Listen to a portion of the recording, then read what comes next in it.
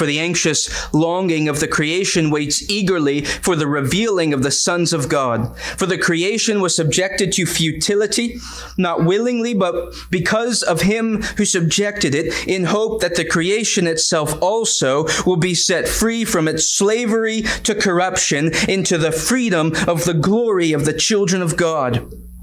The apostle here speaks of the effects of man's sin, not only upon man himself, but upon the whole creation. The creation was subjected to futility.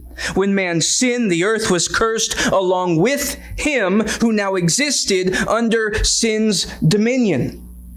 And such is still the state of natural man everywhere apart from Christ, under sin's dominion. But there is freedom now for the children of God.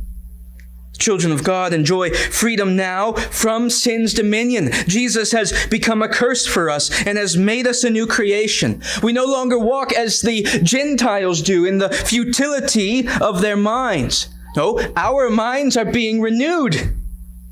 And though the outer man is wasting away, the inner man is being renewed day by day. Our regeneration and conversion and reception of the Spirit who testifies to our adoption is a partial revealing, a limited manifestation of the sons of God in which we experience now the freedom from sin's bondage and eternal consequences. Do you know this freedom? Do you know what it is to be freed from sin's dominion? Have you been changed? Do you have a new heart with new desires? Do you hate the sin you once loved? Are you striving in the strength of grace to walk in holiness? Do you consider yourself dead to sin and alive to God, as Paul is discussing here in Romans chapter 6, a couple chapters earlier? You say, yes, I do. That's me. That's my testimony. Well, if you are experiencing Romans 6, then likely you have also experienced Romans 7.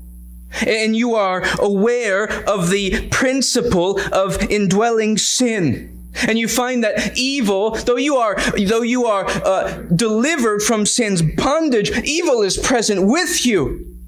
Even when you would do good. And perhaps you've come tonight after a hard year, weary of the battle. And you're crying out with the apostle, "Wretched man that I am, who will deliver me from the body of this death?" There is a freedom already, and there is a freedom not yet. This freedom, then, is a state of being in which you will be unable to sin against your God. I was speaking with this dear brother who's in so much pain. And I told him earlier, I said, well, one day we'll get new bodies. And you know what he said to me? He said, I'm just excited to not sin anymore. That is the hope of the Christian. When we are glorified with him, nothing within us will remain in rebellion against him and obstinate to his will. No law of indwelling sin, no present evil, but a glorious freedom. The apostle here, he personifies the created order as anxiously longing for and waiting eagerly for our full revealing, positing our freedom now as the seal and guarantee that there will come a day when the whole creation will be set free from its slavery to corruption, just as we have been in part and just as we will be completely. Creation was subjected to futility. Now, the one who subjected it is God, and this refers to God cursing the physical universe because of man's sin, so that the purpose for which it was originally created can no longer be completely fulfilled in its present form. So just as we human beings hope for freedom then, as we are being presently renewed, the creation, personified here by the apostle, hopes also for its deliverance from slavery to corruption, this principle of decay to which it is currently bound. Here's what you need to understand about the connection that Paul is drawing between our renewal and the creation's renewal. Your sanctification matters. When the sons of God are revealed, when we are glorified, which we'll see in a moment involves our resurrected bodies, it is not as though God wipes out everything about us and replaces it with an entirely new person so that there is complete discontinuity between our freedom now and our freedom then. We will still be us. You will still be you.